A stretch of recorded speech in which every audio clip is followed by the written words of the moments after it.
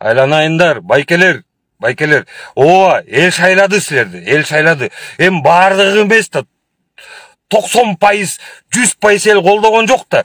Ошол эле президент Садыр Нуркожоевичти шайлап атканда каршылык көрсөткөн адамдар да бар. Алардын оюна эч ким моюн сунбайбы, Кто-то был же против, мисалы үчүн ошол Садыр Нуркожоевич президент болуп келишине каршы болгондор, ишенбегендер болгон. Ошол эле Атамбаев келе калса сонун бола калат дегендер болду. Жаштарга жол берели деп жаштарын шайлагандар болду. Ошол эле депутаттардын арасында депутаттар шайлап атканда бул тиги 3 жанагы партия ошолордун акмакчылыгын айыбынан ушундай 2020-жылы переворот болду. Андан көрөк ал партияларды вообще чийип салайлы деп эл өзү чийип салды. Мекеним Кыргызстан, анан кийин жанагы Биримдик деген партияны.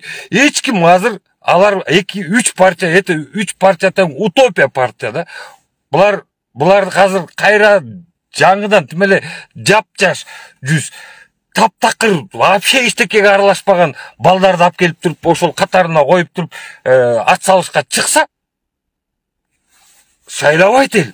Шайлабайт. Себеби ыйык туткан Биримдик деген же допустим ошол эле Кыргызстан деген, мекеним Кыргызстан деген, ата мекен деген, СДПК социал-демократтар деген, кандай деген мындай жүрөктүн ордунан ала турган, элге дем бере турган, ишене тургандай болгон аттарды коюп алып, салгылашка чыгып келип 30 жылдын ичинде ишмалтайын чыгарбадыңарбы Кыргызстандынчы? Мисал үчүнчү.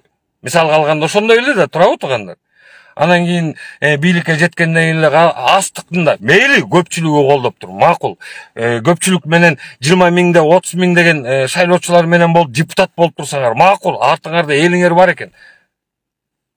Бирок бизде болгон силердин койгон багытыңар туура эмес көрүп аткандар, может быть силерге ишенбей аткандар, алардын пикири менен силер эсептешпейсиңерби? Биз кыргыз эмеспизби ошондо тургандар? Биз кыргыз болбой, Кыргызстандан жараны болбой калабызбы? Выходит так? Болбойт андай. Опять-таки кара мына айланып келип эле президенттин алдына келип атат. Акча, анын артык акча экенин каждый да просто обыкновенный школьниктен эле сурасаң, ал деле айтат. Байке, мунун баардыгы акча да, канча деген туун алмаштырыш керек болобуз. Анын баардыгы затрата. Мисал үчүн, өзүбүздүн жанагы кадимкидей эле дело производстводагы азыр кагаз иштеринин баарында турган герде ошол тиги эменин тиги туунун эмблемасы менен тартылган, чагылдырылган кагаздар кандай болуп калат? Канча деген жанагы грамоталарды ар бирөөнө берип атасыңар тим эле штамповать этип. Тиги пашайт этип атасыңар, ошонун баарын тең обложкаларын баары алмаш керек болот. Көп нерсе бул чыгаша, бул кадимкидей эле чыгаша. Мен санап көргөн жокмун, бирок там не миллионами сомами, а там миллионами долларами это обойдется по карману простых обывателей. Мендей болгон адамдардын чөнтөгүнө урат кадимкидей эле. Андан көрө ошол жака коротулган акчаны, ошол жака коротулган күчтү дагы бир жолу айтып кетейин. Кыш Кудай дагы мына бизге жалгап атат. Моорекил погоданы октябрь айында баягы бурдагы жылкыдай кылып сооп салбай кыш, ноябрь жакындап келатат. Кар түшсө, эмне кылабыз тугандар? Эмне кылабыз? 6 миң сомдон, 7 миң сомдон көмүр ким ала алат? Мен ала аламбы? Мен ала албаганым үчүн эле ызылдап атам тугандар. Мен кадимкидей эле карапайым элдин катарында болгон эле адаммын.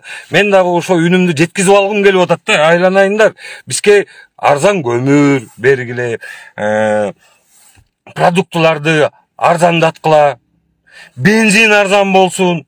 Ошол эки тууну өзгөртүп койсо эле тиги Россия Федерациясынын президенти же эли башкача ой караш менен карап калабы. Ошол жерде отурган депутаттар бизге тиги квота менен бензин бербей міне ограничениясы жоқ, растаможенный, растаможкасы жоқ, жөнөкөй мына бекер беріп қалады.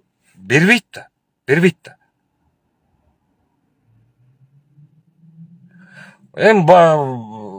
Машинаның номерінде да бар да. Туп-тура айтасыз, Бақыт мырза. Туп-тура машинаның номерінде бар. Анда қанша деген номерлерді біз алмаштырыш керекпіз. Менің чөнтөгіме тиген тапты. Мына именно сіз туп-тура жерде айттыңыз да, бұл қазір қайсыл жерден былғық кетіп отқанын. Бұл унаның қызматкерлері. Мен ошондой эле мынакей ой жүгүртүп калдым да, мынакей сиздин айтканыңыздай. Унаның қызматкерлери, ошолордун жетекчилери да бир кызыктар болуп атат да. Туп-тура айтасыз. Мына Кыргызстанда миллиондон ашык машина бар. Қазір жаңы эски номерде кадимкидей биздин Кыргызстаныбыздын желеги казыркы турган түлпөтү менен турат да. Представь тогда, это сколько денег-то? Это как минимум сумма в 500 мне по карману обойдется. Мени просто эле зордойт. Көчөдөгү гаишниктерим туруп алып, эмне кылайлы эми байкеде? Экөөбүз жакалассак дагы айтат. Эл колдободу, президент айтпады, жогорку кеңеш ошентип эметпеди. Ушул президент анан кийин депутаттар ушинтип атса, анан ошолор өзгөртүп салса, анан биз эмне кылайлы? Сен да өзгөртүш керексиң. Сен кыргыз болгондон кийин, сен мыйзам деген бар да, анан мыйзамга моюнушубуз керекпиз да деп, булар бизди просто-напросто по карману бизди обдирать эткен чат. Айланайындар. Вообще болбойт да, мындайды каждым разом хочется повторять одно и то же, тугандар. Беспредел. Болбойт андайчы. Кел анда Кыргызстандын полностью атын өзгөртүп салайлы. Кыргызстан эмес, башкача ат коелу, гимнди өзгөртөлү. Ал жерге ар бир өңөр ошончолук эле тарыхта калгандар келип отса, кел гимнди өзгөртүп, башын ушу садыр абабыздан баштайлы, ортосун акабыз менен бүтүрөлү, аягын болсо тиги спикер Байкебиз менен бүтүрөлү, анан бир жерине тиги Акылбек Жапаров Байкебизди кыпчый кетели. Эми ал кыпчылып жүрөт го всегда эле. Кыпчып коелу, гимнди силердин атыңардан баштайлы андачы. Болбойт да, ошондой келип алып эле туу мындай болуп атыптыр, анан кийин Кыргызстандын атын өзгөртө коелу, анан жана башка дей берсек. Так же нельзя. Жеш керек эптеп. Да мейли, ошол да ачык эле айтышпайбы, айланайындар, биз акчанын дайынын таппай калдык. Каяка кетип атат, эмне кылып атат, кимиси жеп атат, каяка кетирип салганыбызды билбей калдык. Ошол эле акчаларды актоо иретинде кичине пайда таап кетели деп силерге, элге кайрылып атабыз силерге, айланайындар. Туугандар, эл журт деп ачык сүйлөшүшпөйбү биз мененчи, ачык мындай. Жок. Өзүбүз билебиз, өтүбүздү төргөйлөйбүз деп. Мага мисал үчүн башымды кезип алсаңар дагы, мага жакпайт. Жакпайт просто. Мен айта турган сөздү айтам. Так дела не делаются. Байкелер, агалар, акалар, абалар, барыңарга кайрылайынчы.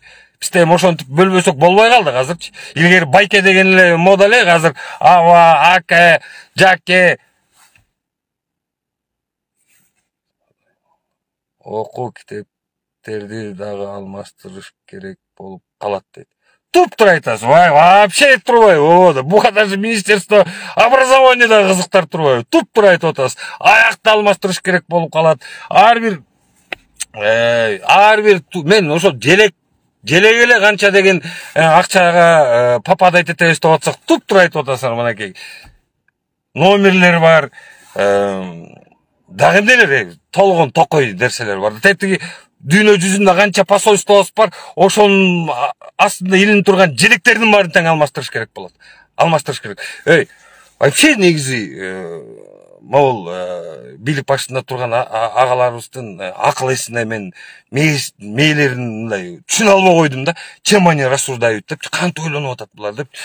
Мисалы үчүн Жалал абадтын кире бериш жеринде какшап атып, баратып, кайрылып ошол Жалал абадтын мыктыларына, чыган жигиттерине кайрылып отуруп, жанагы бир ай дегенден кийин астында өңү өчүп калган, казыркы эле действующий биздин желегибиздин өңү өчүп калган тууну алмаштырдык элек, айтыпчы, ояткырып атып, болбойт да момундай депчи, эмне Жалал абадта жокпу? Эми бүт иш аракеттердин баарын президентибиз Садыр Нуркожоевичке кайрылып жүрөбүз, эми бирок Жалал абадтын чыган жигиттердин бири мырзамын деп жүргөн Камчыбек байкебиз бар деп ошолго чейин бардык элек да. Ошол эки Камчыбек акабыз деле карап туруп ошол экини алмаштырып койсо, могуну карачы, өңү өчүп калыптыр, айрылып калыптыр деп. Балыкчыга кирип баратсаң, ал жерде айрылып калган тууга видите ли там шамал дейт да. Шамалдап турат. Биз ар бир 2 ай сайын, 3 ай сайын ушинтип айрылып калат эмибиз. Вечно эле айрылып калса алмаштыра беребизби деп ошол экиге акча таба албай, ошол экини айрылып калды, өңү өчүп калды. Моментально ошо казыркы тууну алмаштыра албайга ошо акча таба албай аткандарга каяктан акча таап атасың? Кыскасы ошондой туугандар. Ушул менен туунун маселеси боюнча мен эфирлерди жаптым, болду. Мен бул боюнча сүйлөбөйм. Алмаштырса алмаштырсын, алмаштырбай койсун. Менин койгон баам, менин ой жүгүртүмдү, менин эфирлеримди көрүп туруп, өзүңөр баалап койсоңор болот. Всё, мен акыркы сөзүм ушундай. Мен дагы бир жолу айтайын, каршымын. Салам алейкум.